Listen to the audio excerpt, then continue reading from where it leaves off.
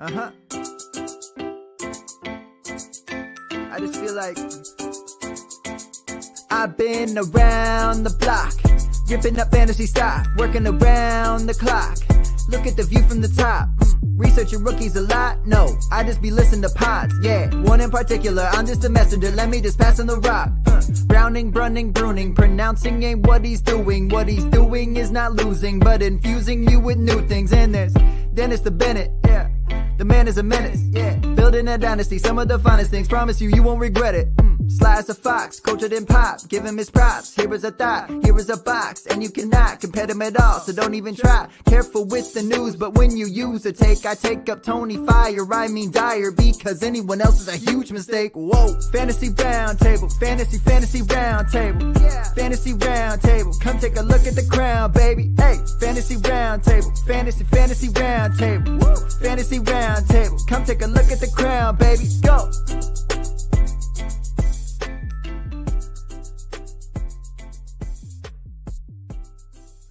What is going on, everybody? We are back.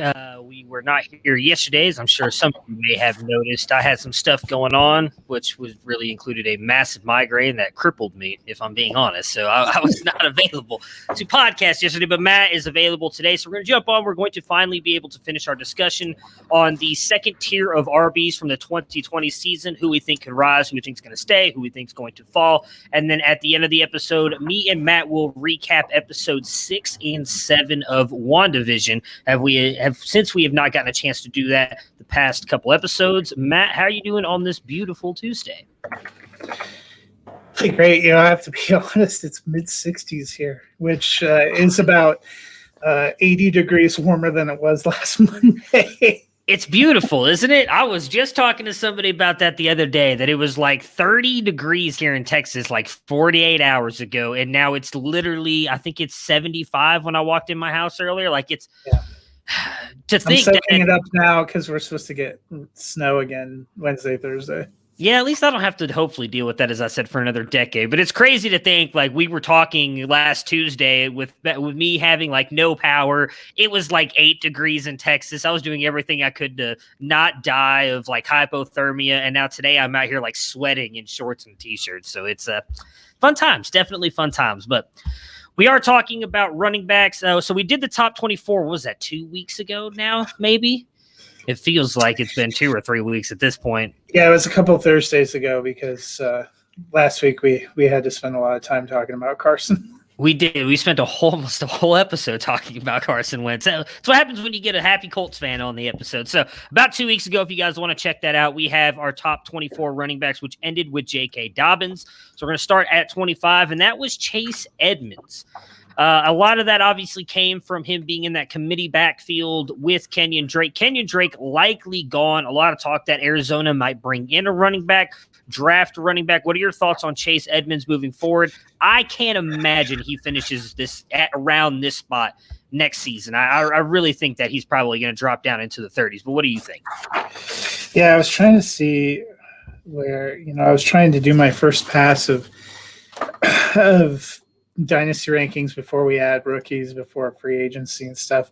And I had him like around 36. And that's only because right now there are no other running backs. But yeah, I mean, he's the guy, it feels like you have a couple of splash games and then not a whole lot. I mean, every time I got my hopes up for Chase Edmunds, it felt like you were a little bit let down. So I'm kind of with you, and I find it a little bit hard to believe he's going to be the guy. I think we were both thinking Kenyon Drake probably not back. Edmonds is in the final year of his deal, only $920,000, so that's pretty favorable for Arizona, which is good for them. I feel like he's a rotation guy, though, who's going to have a couple of, he's always capable of that 3-touchdown game when you don't expect it, when the Arizona Cardinals official Twitter account can taunt all the fantasy owners that didn't play him because we weren't expecting him to play. But then, games you're relying on him. He didn't have a terrible year. He's one of those, when I was looking and saw he finished 25, I would not have pegged him to be that high. Yeah.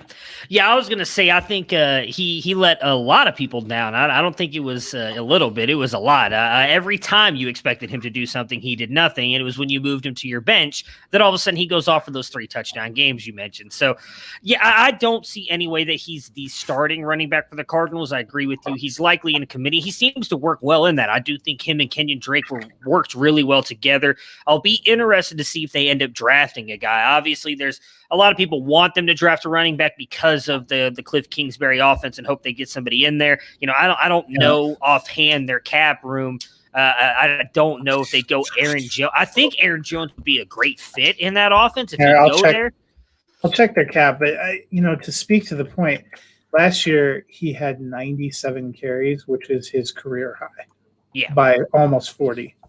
Yeah, so he's not a guy that I'm necessarily buying into. I do think if they get a rookie, I might, if you're in a startup, I might grab that rookie and then grab Edmunds later to back him up or to have a guy who is going to be in a committee because I do think he's going to give you those RB probably 3 games at times. Go ahead.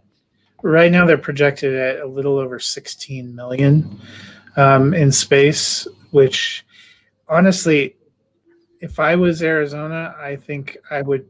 If I'm a Cardinals fan, I would prefer them to go get a bankable wide receiver with the cap money. It's somebody that can go opposite. When we were talking about that the other day with free agencies, they got a Juju Smith-Schuster, somebody who could be really good opposite Hopkins and draft a running back because Edmunds is a fine committee back. They also have Benjamin there. Who they drafted last year. Some of us were kind of excited to see, does he become more part of the plans? Yeah. I don't think Chase Edmonds, he's a guy, but I don't think he's the guy. Yeah, I think if I'm being, I don't know, because I think Allen Robinson, Kenny Golladay, we just talked about this the other day, and I can't remember who all are some of the other stuff. Marvin Jones. I don't know if Marvin Jones would go there because what he brought up wanting to go to a team that compete for a Super Bowl. Or what about Will Fuller? What if they went and just Fuller opposite Hopkins again? I mean, they still have Christian Kirk. I just don't think he's been consistent enough. I don't think Larry has made an official proclamation one way or the other. I was going to see if they still have Andy Isabella. Just to me, it feels like if they had a more defined. So Fitzgerald's not under contract. So if he decides he wants to come back, they'd actually have to sign him.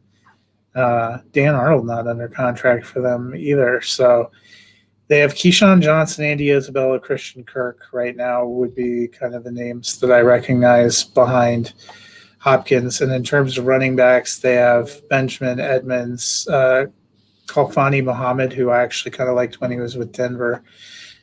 I just feel like running back's probably the position where you draft and receive. Yeah. You might go get somebody to try to in their division. Well, I think this is a good enough receiver class. If I were them, I might just try and grab a receiver as well. If you're looking for speed, there's quite a few guys that have some pretty good speed in this class. And then find Hakeem Butler again. That's what I said. They shouldn't have cut Hakeem Butler, and they'd have the perfect complement opposite of Hopkins. So obviously, one of the standouts here in the second tier is I'm sorry, not Gaskin. We'll get to him in a minute. He was the standout as well. Eckler, he finished his RB26 this year. We all had him ranked fairly high. What was it, 10, 9, and 10? Now, he did finish his RB12 in points per game because he missed the 6 games. I do think that he's going to finish probably closer to 15 in 2021, if I'm guessing, because while he was out there when Herbert was there, and I don't remember him getting, I guess I could go look, I don't remember him getting a lot of checkdowns from Herbert. And so I really felt like Herbert was kind of hitting the wide receivers, and that's where a lot of Eckler's value comes from. And I don't know what, obviously, they're going to do. Different offense coordinator. We know Anthony Lynn liked to run the ball. Will they do that now with Eckler there? I don't know, but it's going to be interesting. I still think Eckler's a high-end guy, but I'd be surprised if he finishes as an RB1. I'm sorry. I think he's going to finish as an RB2 moving forward.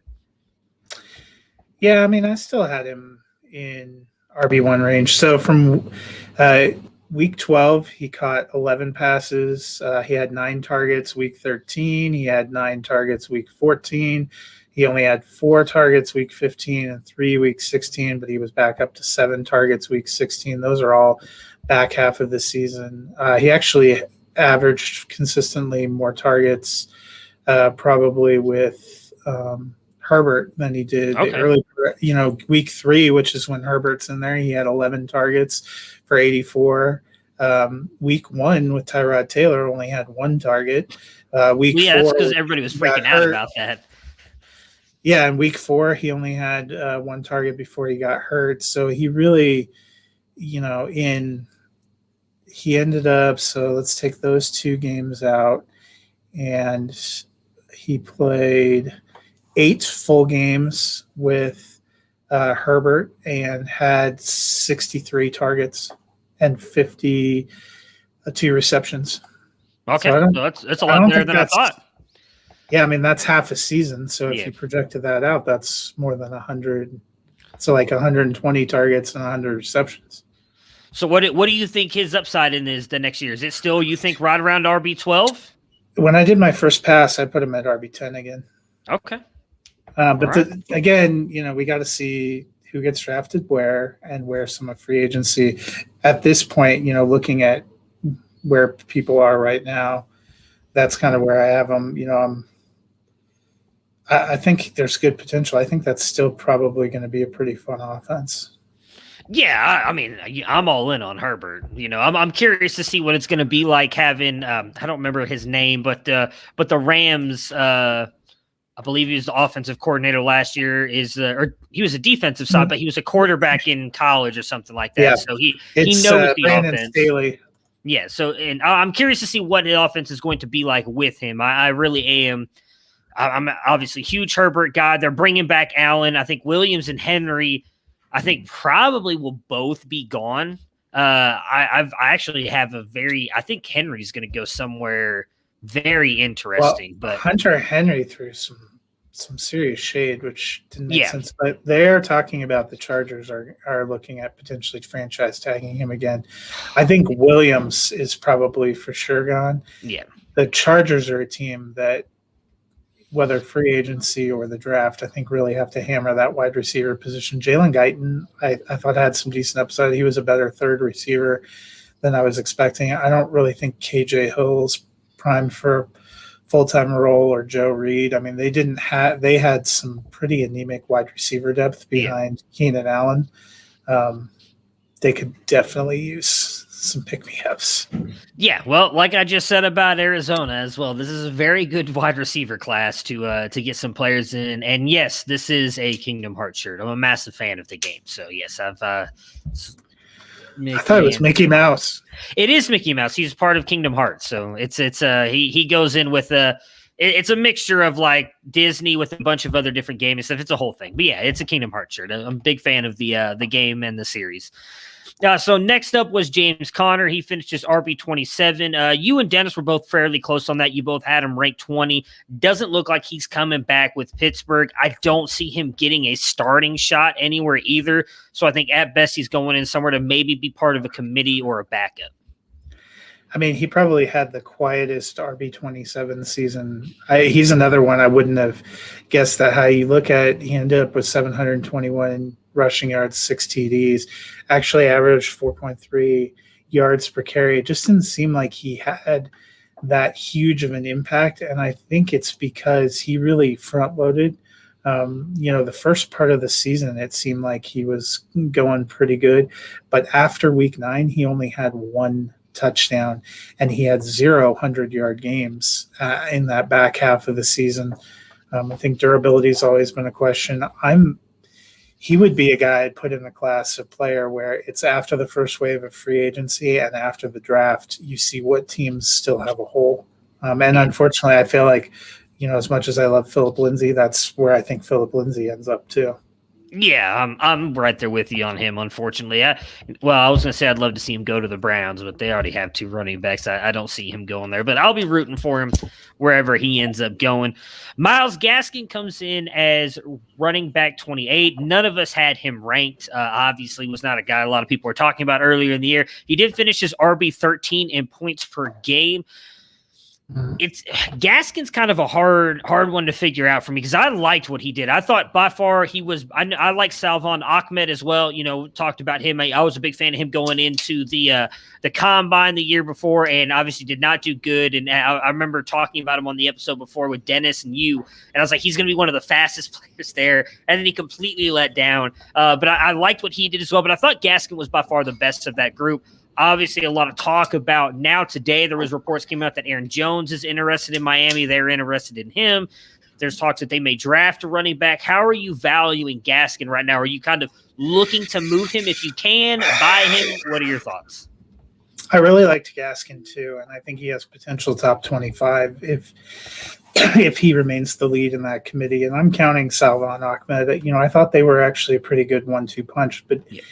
That's the problem. Gaskin has probably the widest range of outcomes of one of these talented guys based on his position. They signed somebody like Aaron Jones, and that really plummets him. He probably takes on the kind of Jamal Williams role of what Jones, did in Green Bay.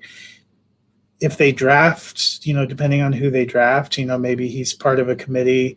Does he end up kind of like a Darrell Henderson or a Malcolm Brown, in a committee with some kind of high-profile rookie, or do they not really spend a lot of money or draft capital on the position because they're happy with what he had? I mean, some of his best games were right down the stretch. That game where he murdered the Raiders in primetime to keep the Dolphins in the playoff, he basically started 7 games and ran for 584 yards and caught 41 passes for 388 yards. Those are pretty incredible numbers if you can project it out and if he stays in there. So, tentatively before we see anything settle, I have him kind of in that 20 to 25 range because I think that's the potential. If you get a good offer, you're moving him. But if you're not getting a good offer, I don't know if I'm to the point where I'm just panic selling. Yeah, I think I saw someone trade for him. I think they gave up a 2021 third. I think I'd do that deal on the off shot that he ends up being somebody. Even if they draft a running back, I could still see Gaskin being a part of that backfield. And while I like this draft class, I mean, Gaskin's proven it. And I think I'd rather have the guy who's proven it than maybe taking a shot on, a Dwayne Eskridge or some of these guys that I've been seeing going in the third round of these rookie mocks. I'd rather take a guy like Gaskin. But that brings up, if you could get him for a third, I'm doing that too. It sounds like you're doing it. If you had him, I'd try and push for a second if I could. If I could get a second, you're not getting a first. Yeah. Well, so that's the thing. Like I say I wouldn't deal him for a third now. Obviously, after the draft, maybe if they draft somebody, I might. If that person's even willing to do it. If it's a high-end third, I might. Just because I think – there's still some value. It all depends on your format too. If we're talking super flex, in all honesty, I would do that because the value is getting pushed down so far in this year's draft because of there being 5. Some people think 6 quarterbacks that are going to be NFL guys. So it pushes that value down. So in a super flex, I definitely do it. In just a 1 QB league, it'd be hard for me to do it. To completely, I guess, depend on my team. If I've got good running back depth outside of Gaskin, I'd probably do it and take a shot on some of these rookies, but it would definitely not be an easy call to make if I have Gaskin, because I do think you're giving up a fair bit of value, especially if you say you do it today, you trade, me, Gaskin for a third round pick, and then the draft comes and goes and they don't draft anybody. Well, I just got one of the starting running backs for the Miami Dolphins for a third round pick. So, but see, doesn't it feel, I know that people are going to cringe when I say this, but it sort of feels to me the position you're in with Gaskin right now is a little bit of where we were with Devin Singletary at this time last year. Like you saw flashes, you feel like there's potential, but there's a lot of unknowns. What are they going to add to the room as a competition? And I am willing to leave room that we saw 7 starts. Did we see the best? Did we see the Chase Edmunds games?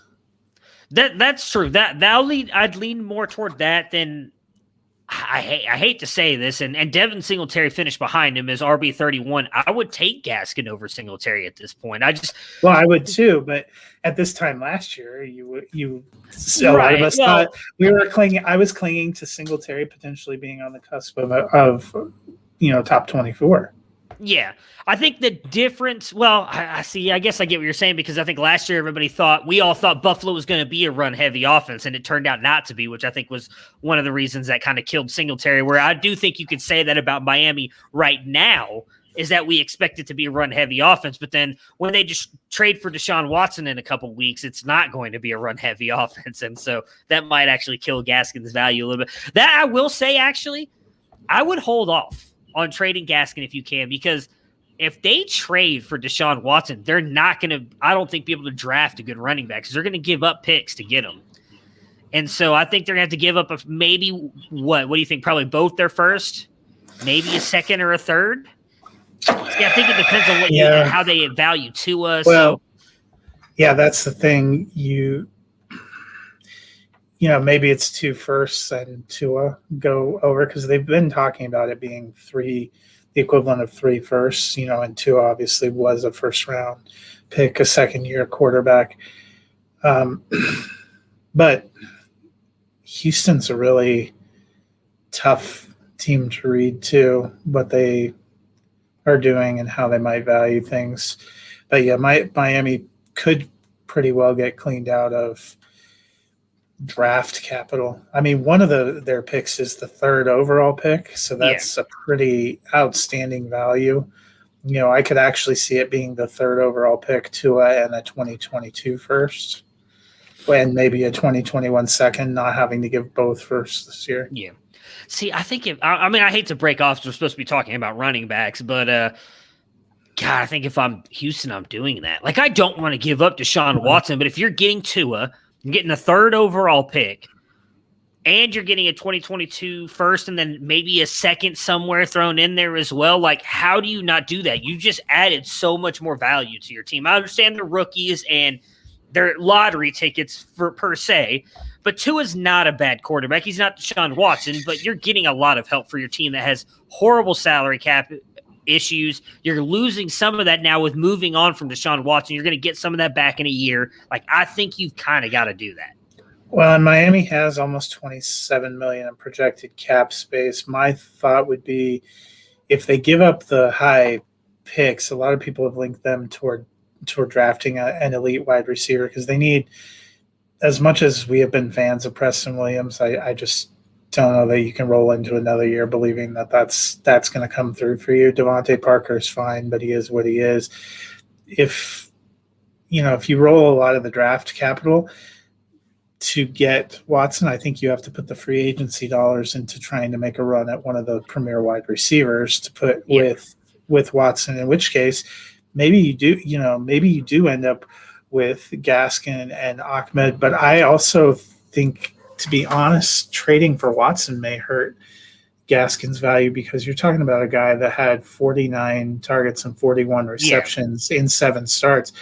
The big knock on running backs playing alongside Watson has been he isn't a big throwing it to the running back kind of player. So does that end up, does Gaskin essentially play 16 games next year and catch 41 balls, the same that he caught? Because really, those are the risks you have to weigh too.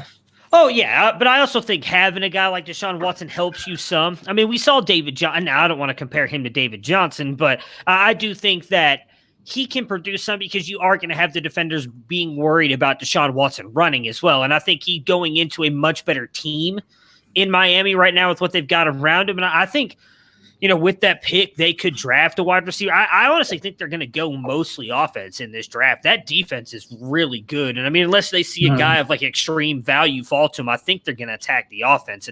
And again, we're all, if that ever happens, we can't say that it will. It seems like Houston is pretty adamant they're not moving on from Watson. But if it were to happen, I think Miami would be able to make it work. And I agree. I think if they were to get Watson, I think it would be a Gaskin Ahmed thing. And it'd be interesting to see what happens because I do think Ahmed was a little bit of a better runner. So maybe he ends up becoming the value instead of Gaskin because of that. But next up was Todd Gurley. He finished as 29. I had him ranked 23. Dennis at 17. You at 15.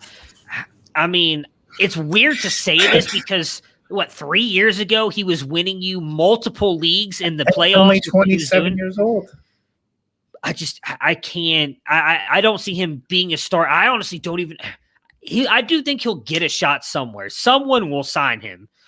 I just don't think it's going to be much. I don't think he's going to be anything for fantasy anymore. And it's crazy because in one of my home Dynasty leagues, displaced for Ito Smith. Yeah, Your career is at a. It's crazy to think because in one of my home Dynasty league that I've talked about, a dude who won 2 championships, he won them on the backs of Todd Gurley, pretty much. He was balling out. The very first year, his rookie year, and then like year 3, I think is of what it was. He won the championship because of Todd Gurley. He traded him away, and then he traded for him at our trade deadline this year and gave up his first-round pick for Gurley. And that was right before he fell off, and we were talking about it all year, like, hey, he's only putting up points because he's scoring touchdowns. He's not doing anything else. And to think, and then he ended up losing because he played, who did he play? He played my best friend who had he had the Steelers defense. Get this, Steelers defense up 20 in week 15. Without the defensive scoring, they usually scored like 13 points or whatever against Giovanni Bernard, and he lost by 3 points because of Gio going off and the Steelers defense going negative. That was the Ryan Finley Giovanni Bernard game. So that is how he got knocked out of the playoffs for a chance to get his 3rd championship in 7 years. So it was insane. So Gurley played 15 games, Yeah. got 195 carries, not terrible, but only 678 yards. And you're right, the 9 touchdowns, 3.5 yards a carry wasn't much of a factor in the passing game. I mean, you think about, like, it kind of shows you how precipitously you can fall. The probably consensus 1 and 2 picks in dynasty format going in the 2018 offseason, going into 2018, were Todd Gurley and Le'Veon Bell. And now, how good would you feel if you have a team built around, and I wasn't heavily invested in Todd Gurley, but I was heavily invested in Le'Veon Bell. And let me tell you, I didn't think the trade window right before he signed with the Jets was great because his value had come down, but that turns out to be probably the best value you're going to get. And that would have been Gurley before 2019. There were questions about his knee, and some people were trying to move on. Other people were holding on, hoping to recoup value, and his value it's never come back. And now, I mean, I wouldn't trade for him there's no level of pick that I'm giving for him. Yeah, I'm right there with you. I'd be surprised if some dynasty teams even hold on to him, if they're trying to maybe cut down to a certain roster limit or whatever. I could see him getting cut with what he's got going on right now. So at 30 was Giovanni Bernard. None of us really had him ranked. We all expected Mixon to have a healthy season. That did not happen, obviously. Yeah. Bernard really didn't have that great of a year behind him anyways. It was really that he had 2 really good games that kind of put him up on the map up here 230. So I believe he's a free agent. I don't know. Did he sign that deal last year? Yeah. Let me look. Okay. I didn't see him on the list of free agents, but I mean, he started 10 games and only got 416 rushing yards. That's when I did my first pass of top 50, I don't have him in there because I think his value was almost entirely based on the fact that Mixon missed games. Gio is still under contract. $3.7 million would be about 667,000 dead cap. I would imagine they probably keep him because let me look. Cincinnati has almost 46 million in cap space, so they're not in any kind of cap. And he's a decent veteran depth, at the position. And obviously we've seen Mixon trouble staying on the field. If he can stay on the field, he's the guy you want. And we have him, he finished 49, so he's in this group. Yeah. Mixon, I'm still tentatively putting, up in the top 12 because I think the potential, especially with Burrow, is pretty great. Gio, to me, is nothing more than kind of a handcuff. Yeah, so as you mentioned, he finished 49. We had him ranked 5, 6, and 6. So he's got the talent. The biggest thing for him is staying healthy. He's not had really a quarterback like he's got with Burrow here. Dalton, he was decent, but he's not Joe Burrow. Finished as RB11 in points per game last year, as you mentioned, missed 10 games. I'm with you. He's probably going to be in my top 12 next year. It's going to be interesting because I honestly think right now I might take Najee Harris over him, the rookie, depending on where he lands. But outside of him, there's not anybody else in the rookie class that I'd really take over him. So I don't see Mixon dropping that far. Again, it's just health, and that's kind of the hardest part to value with him, because you want to draft him high, but then you have the chance of, just like this year, him missing out on 10 games over something that at the beginning of the injury, like, oh, he'll be back in like 2 weeks. And then they put him on the I can't remember what it was. Their shortened IR that was like you had to be on there for 3 or 4 weeks or whatever, and then it just never came back. Yeah, that was a bummer. Well, it seemed like Bernard had a golden opportunity, and he had those incredible projections for a few weeks, and we all thought he was going to kind of slot in there to be a high RB2, and it just never materialized. Yeah, and unfortunately, I feel like that's been Bernard the past couple years. Like every time Mixon goes down, everybody picks up Bernard in hopes that he's going to put up something close to what Mixon does, and then he doesn't, and it's just kind of very frustrating. But so we're not going to go through the rest of these guys. Some of these guys, like Jerick McKinnon, Adrian Peterson, I don't think have a whole lot of value, if we're being honest. So I'm going to touch on some of the guys I think are more important. And one of those, though, is Jeff Wilson, who is ranked at 32 or finishes 32. We did not have him ranked. Obviously, there's a lot of talk that he might be the guy in San Francisco. What are your thoughts on Wilson going into the 21 season? Well, obviously, so Wilson finished 32, Raheem Mostert 48. Obviously, Mostert was not healthy, a lot of the season, but did kind of get that contract. I think both of them are back. So Coleman, McKinnon should be free, and I don't think they come back. Coleman seemed like he was, even when he was healthy, has not been a part of their plans. He's another guy whose value is kind of probably withered on the vine. McKinnon, I don't know that I see him getting a great shot anywhere either.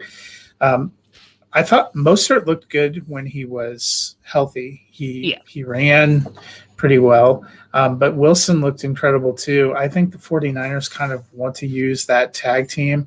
In my first pass, I had them both kind of in the 30 to 40 range, because I just feel like unless there's some major injury, the 49ers rotate, they use guys. They also, we tend to see they have both Wilson and Mostert ended up getting hurt at times after having huge games. I think that's a factor in there.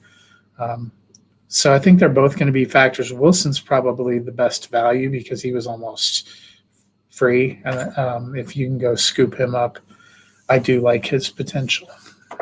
Yeah, I'm with you, especially with the way Kyle Shanahan talked about him, and we know the way Kyle Shanahan just seems to be like an RB whisperer as well as a quarterback whisperer, that I think he's a great guy. Now, I don't think you're going to be able to buy him very cheaply, but if you have him, I think probably kind of with what we were just talking about earlier with Gaskin, like I probably wouldn't trade him unless I'm getting at least a second-round pick for him right now, because he got a realistic shot, and I might even try and push for a first, because you can sell him being the starting running back for the 49ers, which is a great position to be in the NFL.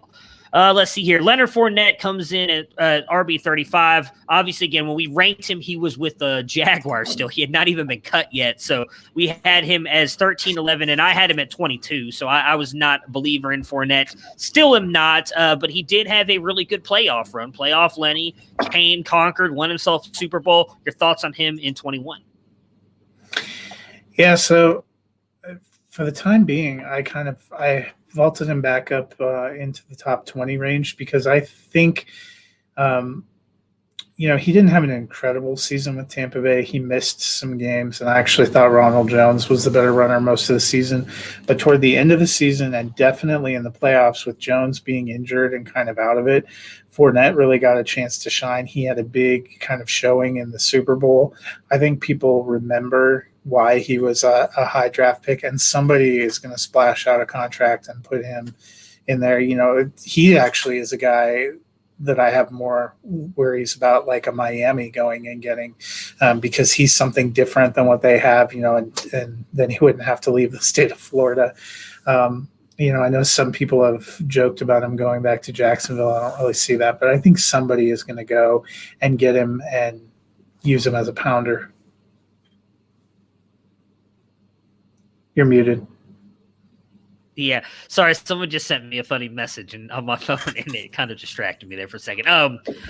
What would you think about him going back to Tampa? There's all the talk that they want to bring him back. I would imagine it'd be him paired with Rojo for one final season.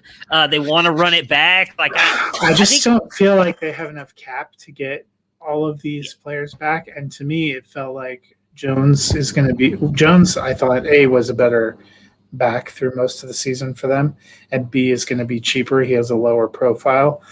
But if Fournette goes back to Tampa Bay, I think he's going to have a fine season too. It depends, what the mix of guys ends up being. I just feel like Fournette's somebody that is going to get some kind of huge offer. And he didn't strike me as a guy, after taking like the bare bones minimum this year, as kind of a prove it, who's just going to be like, oh yeah, I'll come back. Like Gronkowski, I think if they tell him, hey, all we can give you 600,000, he's like, hey, I get to go party with Brady. I'm coming back. I'm not going anywhere else. I don't think Fournette's necessarily in that category. All right, so some of the other guys here, I'm trying to think of who else. James White is a little bit interesting to me because there's a lot of talk I heard today about him possibly going to Tampa Bay. He is a free agent. Obviously, he had his best years in New England with Tom Brady. He would by far be their best pass-catching back if he did that, and I don't think he would command a ton of money. Yeah. But your thoughts on him? If he went to Tampa Bay, I would be excited for him. Outside of that, I don't think I'd do much for White. It makes more sense to me that Tampa Bay re-signs Ronald Jones and lets him run and gets James White, and then the huge casualty there is Keyshawn Vaughn. I know. Poor Vaughn. Because, he'll essentially be buried.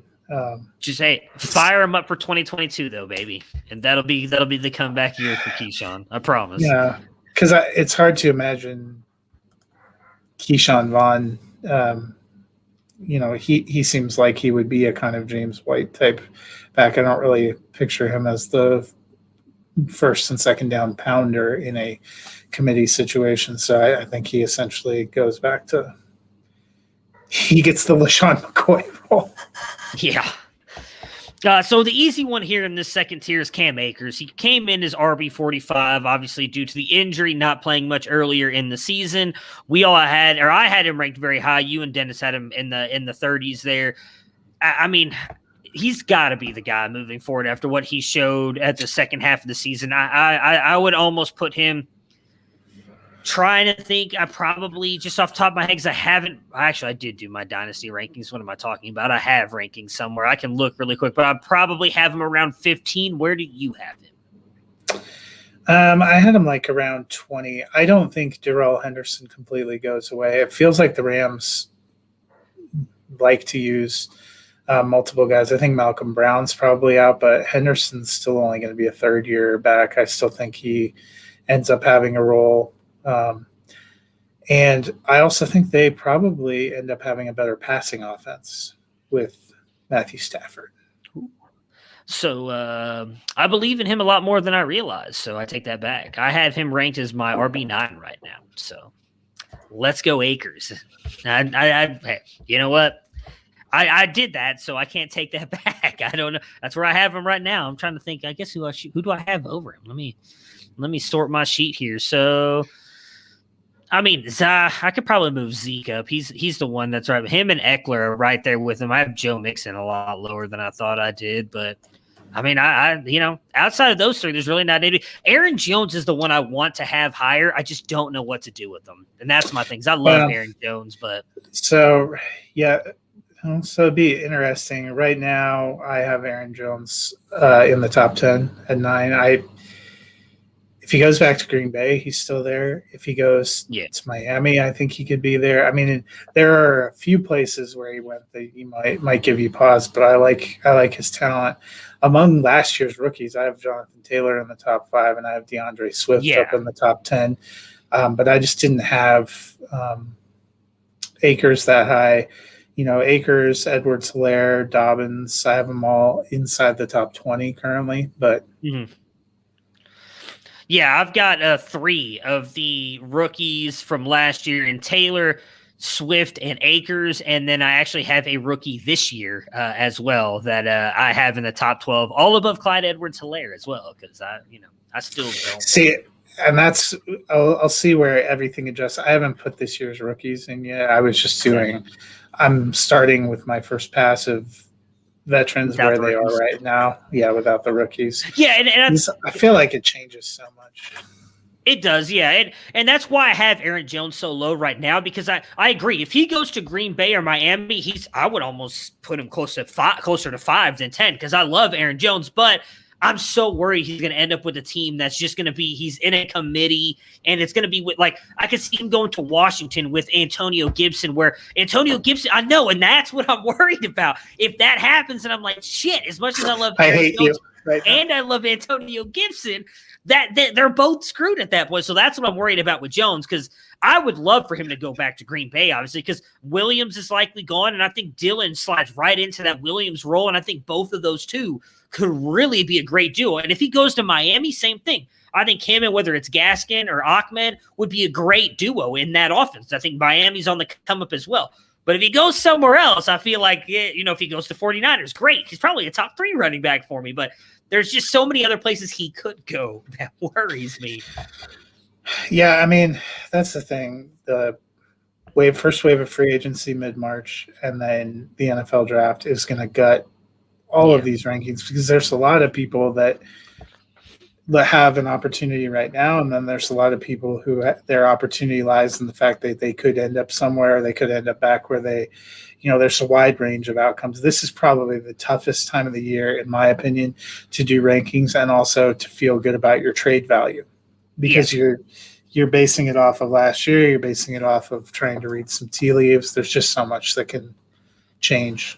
Yeah, this is when, in all honesty, this is the time of year when you're making those trades that could easily win you or lose you leagues moving forward. Because if you make the right move and you get, like, if you make that bet on Aaron Jones and then say he lands with the 49ers and goes back to Green Bay and you only gave up a second-round pick because the owner's worried about him, you just got that. But if you do that and, like I said, he goes to Washington, then you're like, shit, that really that might have just cost me a little bit. So there's only a couple more RBs here. We'll talk about, really, there's 3 guys left I see that are a big deal. 2 of them injured, so we'll get to those guys in a minute. The last guy on the list was Zach Moss. Obviously looked good at times, was the goal line back for the Bills, then got injured, missed pretty much the back half of the season. But Devin Singletary didn't do enough, in my opinion, to secure that spot. So how do you value – we already talked a little bit about Singletary and where we see him. What are your thoughts of this Bills backfield? Because the rumor is they might draft another running back this year because of how disappointed they are in that backfield. Well, honestly, I'm of the opinion they need to draft or sign someone. So Devin Singletary played and started all 16 games and essentially gave you very little more than what he gave you when he was in a timeshare as a rookie. He actually had fewer rushing yards. He had a worse yards per carry. On 5 more carries, he had he only got 9 more targets and only had 11 more receptions. Moss played in 13 games, so I think that's more than I would have thought off the top of my head. He appeared in 13 games, 481 yards on 112 carries, kind of just over 4 yards an average. Neither of those guys looked really good, and Buffalo wasn't really able to sustain much of any kind of a running game.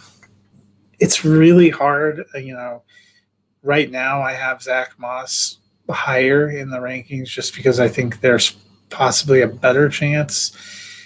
But Buffalo is a team that I think nobody has to do anything, should do something. Especially we saw in the AFC Championship game, they're missing something that is holding them back from competing. Yeah, and it's a really good running back, which sucks because I really like Devin Singletary. I was not big on Moss at all, but I like Singletary. But he hasn't been able to take control of that backfield, and I do think that is one of the biggest things they're missing. Like the defense, like the offense, they need a really good running back, and I don't think either Singletary or Moss or the combo is going to do it for the Bills moving forward. So the last two running backs here, Christian McCaffrey, who finished as running back 54, obviously the injury. Came back, went back out on injured reserve. Makes sense with the way the team was going. No point in rushing him back. There were rumors that they were thinking about trading him to get Deshaun Watson. Still are. Don't know if that's true or not. That one's a little insane to me, but I guess I get it. I don't think the Panthers are that close to winning. I don't know. So taking out potential rookies that are coming in, what would be your top 5 right now for Dynasty? Top 5 quarterbacks? Running backs. Running backs? Dang it. I just clicked out of it because I thought you were asking about quarterbacks. So I was trying to get to my. So no, I'll you're do good. Go ahead. I have Saquon still at 1 because I still like him potential. I have Dalvin Cook. Him getting that contract and that offense. Kamara, then CMC. This time last year I had him 1, but the fact that they're looking at trading him, if he got traded to Houston, and then I had Jonathan Taylor. So we pretty much have the same 5. I'm pretty sure you said Barkley was in there, right? Or did I miss you? Yeah. Saquon was 1 for me. Yeah, so we have the same 5, just in a different order, which I think should speak a lot for you Alvin Kamara owners, because I did not like Kamara last year, but he's up in my top 5 now. I'd given up on trying to think that the guy's not going to do it. And the contracts for him and Cooks, or for him and Cook, really kind of, I think, for me, solidified a little bit.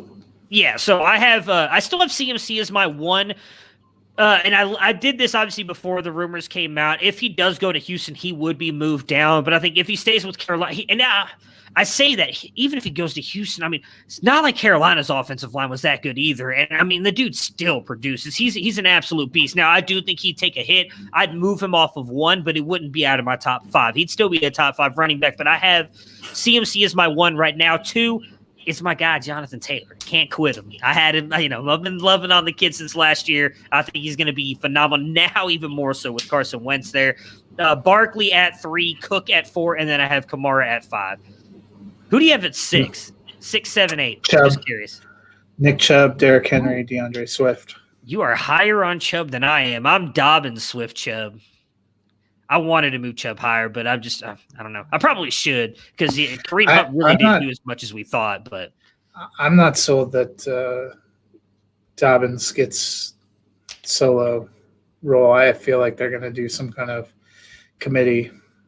I have him at 16. Yeah, I mean they might. We a guy that we skipped over, but I think they could easily bring back or could honestly get a shot somewhere is Gus Edwards. He's a really good running back that I think gets looked over sometimes because of him being in a committee at Baltimore. So it'll be interesting to see. I believe in Dobbins. He was my number 2 rookie behind Swift, anyways, and I think he's going to be. I still like him. I just don't know if in the particular offense he's in, he gets the future. I mean, I think we both were impressed with what Swift did, and the fact that their offense has kind of imploded, I think gives him a lot of opportunity. But obviously I dropped Zeke down quite a bit. This time last year, he was pretty much a consensus top 3. I have him at 12 right now, and I don't even feel great about that. He's 12 for me as well. He's 12 for me as well, right behind CEH. I honestly want to move him up because I do think he's going to bounce back some. Obviously, the news came out today. I think it was Jane Slater reported it on NFL Network that Dak's rehab has been going really good and that the Cowboys front office has come out and said that they want to get him a long-term contract done now, not wait any longer. So they're going to franchise tag him again. Well, they might do that, but I think if Dak comes back, Zeke's gonna bounce back some. Like I don't know. I said it last year, and I hate saying this because I love Zeke being a Buckeye and all, but I do think he's a little bit of a front runner. Like when the Cowboys are good, that dude's one of the best running backs in the game, and when they're not playing good, he just seems to kind of, I don't want to say quit. but just doesn't seem to play with the same energy that he does when they're playing really good. So, but that will do it for our running back discussion. We will be back on Thursday, but I don't know what we're going to talk about Thursday just yet. So before we get in, give everybody a couple seconds to get out of here if you haven't seen the last 2 episodes of WandaVision, but maybe free agents. I guess free agency starts in like a week, doesn't it? It's March 17th. We could do maybe we'll do first half wide receivers. Yeah, let's do that. I for some reason I thought free agency started on the 3rd, which is in like a week. So if it starts on the 17th, we've got time. So the new league year kicks in March 17th. Teams have until March 9th to do the franchise tag. We can't talk about WandaVision on Thursdays there, Austin. Dennis doesn't even know who Wanda or Vision is, and it just makes for an awkward show. So we're going to talk WandaVision now. We're going to talk WandaVision now. We're not going to get out of here, but it was a really exciting time that week that we did Mandalorian. Well, Dennis kind of stared at us. Yeah, because he had no idea what was going on. So, no, we're going to talk WandaVision today. We're not getting out of here for that. I just wanted to give everybody who hasn't had a chance to see episode 6 or 7 a chance to bail, because obviously I think that would make the discussion even better. Tomato. I think it doesn't, but, to each their own. But we are going to talk WandaVision now, and I'm going to let Matt take the reins on this part, as he is the movie and TV show buff as it is, writes a bunch of that, if I could finish speaking here, English is easy for me to say, writes a lot of movie and TV show articles for the Music City Drive-In website as well. So Matt, go ahead. What you got for WandaVision? Yeah, WandaVision's probably so far in 2021 been the best new show. I think it had such a wide open template. I don't know how about you, but I was intrigued by the ads, but at the same time, I had absolutely no idea what to expect. And I think those first couple of episodes were fun, but kind of mysterious. And as they've gotten into it, they've done some interesting things. Episode 6 had kind of the fun Malcolm in the Middle vibe. They were specifically trying to pattern off to. And it gave them a chance to roll out some of the classic comic book outfits that Scarlet Witch and Vision had. Quicksilver was a Halloween episode, if you recall that. But we got a lot of interesting progress. The guy that's running Sword obviously is not exactly being forthcoming. You saw him starting to split with Rambo and the other group there. Obviously kind of hung Darcy out to dry. And we saw Vision breaking free a little bit, trying to make his way out and to warn people. That was kind of a really fascinating end. And, then it ends with Wanda extending things. I felt like the end of 6, they were really painting it for her to kind of be the antagonist and the villain of this whole thing, which was both interesting but kind of a huge bummer. And then episode 7 almost just flipped that entirely on its head. I know it's been less than a week, but I don't feel that bad mentioning this because A, we said we were going to talk about spoilers, and B, the official Disney account has essentially given everything away for a couple of days. But we got the reveal that the guy that's running Sword has a lot of ulterior motives and is probably not a good guy. Kind of gives you some vibes. Obviously, Sword was the successor agency to Shield, and we know the kind of troubles that Shield had. But then we get to the end, and Agnes, a lot of people have wondered if that was going to be Agnes Harkness from the comics, and they essentially completely gave that away, where she has her own original musical number where she says, "I'm responsible for all of this." Yeah, I mean, that part was very interesting. I'll get to that in a minute. So what are your thoughts on Vision? Because we talked about it earlier, that obviously we know the Mind Stone was destroyed, and that he obviously has it when he's in her little thing. Do you think that that's now obviously something that Agnes is doing? Because I thought maybe when he tried to exit the whatever you want to call it, the interdimension that they're in right now, of whatever it is, he still had it when he was getting torn away and torn into pieces, which I'm assuming was him kind of reverting back to dead Vision in some way, because we did find out, obviously, in episode 7 that they're trying to bring him back to life. And you saw a chunk of his head started to fly away. So there's still 2 episodes left. I don't think we have the complete picture. We know that Agnes is the kind of nefarious force behind some of these things, but we've seen enough to know that Wanda and her unique ability and powers is doing this. Whether she realizes what she's doing or is completely doing it of her own free will, that seems less likely. And since they've already kind of announced that Elizabeth Olsen and Wanda Maximoff is going to appear in some future films, you would assume they're not going to go the route of her becoming like a supervillain in this. As we move toward a resolution here, I think they started to move back that way. She has some piece of this. The question is, what does she realize what she's doing?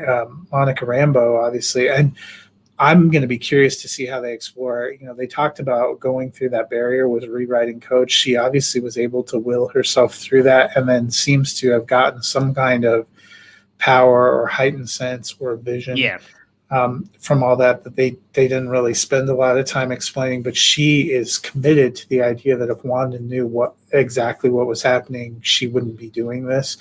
And I think we've seen enough flashes. She means things for good. I think we started to get an implication that she took Vision's body, not necessarily for completely nefarious reasons, but because she didn't like what Sword was doing. But it does seem like he is only alive because of something that she's doing.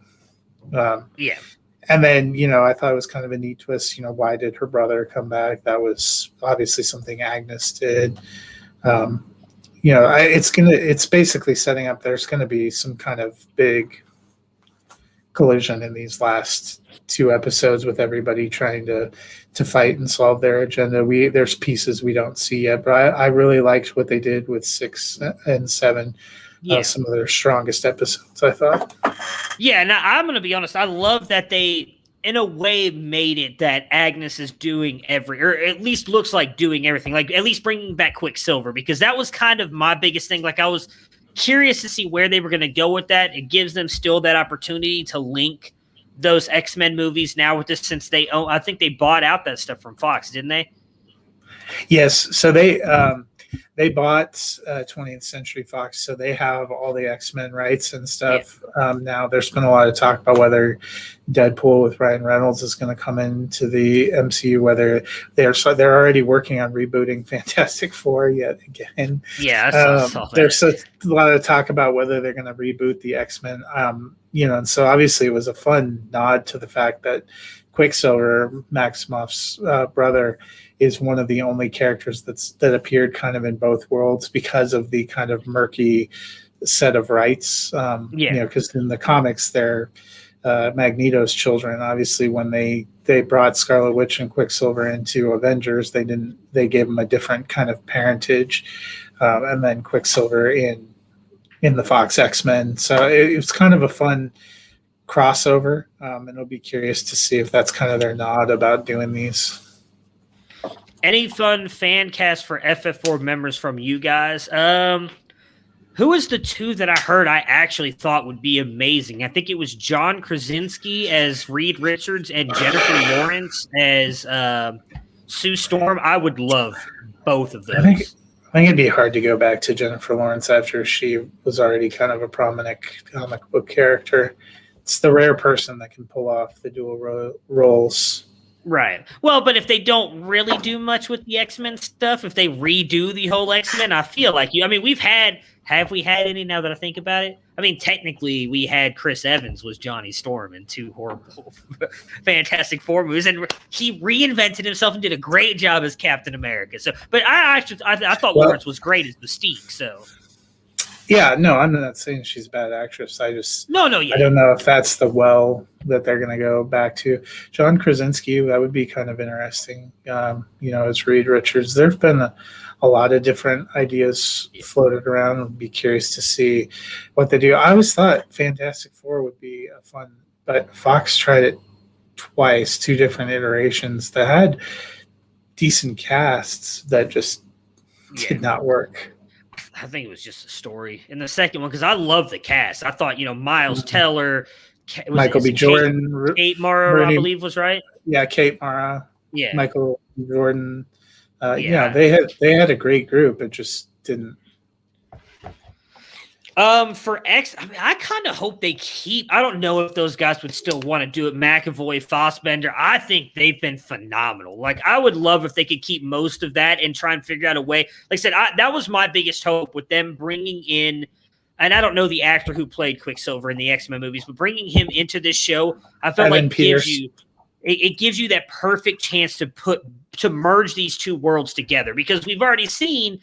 They've already kind of, in a way, done a multiverse thing, and they're about to do that. We hear with the Spider-Man 3 movie and making that. So I feel like this is all setting up for a perfect chance to bring the X-Men we've already seen into this world, if possible, and I would love that. I'm a huge McAvoy, huge Fassbender fans. I think they would be great to bring into this. And, I mean, obviously, I'd love to see Ryan Reynolds. I don't know if that would work with, obviously, the way he does the Deadpool movies and Disney never doing anything rated R, but. I mean... I wouldn't say they never, they've haven't said until that yet. Up to this point, they haven't. Marvel Studios under that banner put out the Netflix Marvel shows. Those were a little more violent, a little more edgy. I could see them potentially doing it. We'd have to see. Yeah. Speaking of that, I really hope the rumors are true that even if it's just for a couple scenes, that Daredevil, Charlie Cox, who I think is a phenomenal actor, love him in Stardust. If you guys have never seen Stardust, phenomenal movie, love that movie. But him as Daredevil, rumors are that he will be in Spider-Man 3, even if it's just for a couple scenes. I'd love for them to find a way to get him into the things anyways. But we've gotten a little bit off track here. Yes, Moon Knight is coming too. That one I'm extreme. Who did they cast as Moon Knight? I forgot, because I actually thought it was a really great cast. Hold on, let me look. You're right. I was thinking about Moon Knight.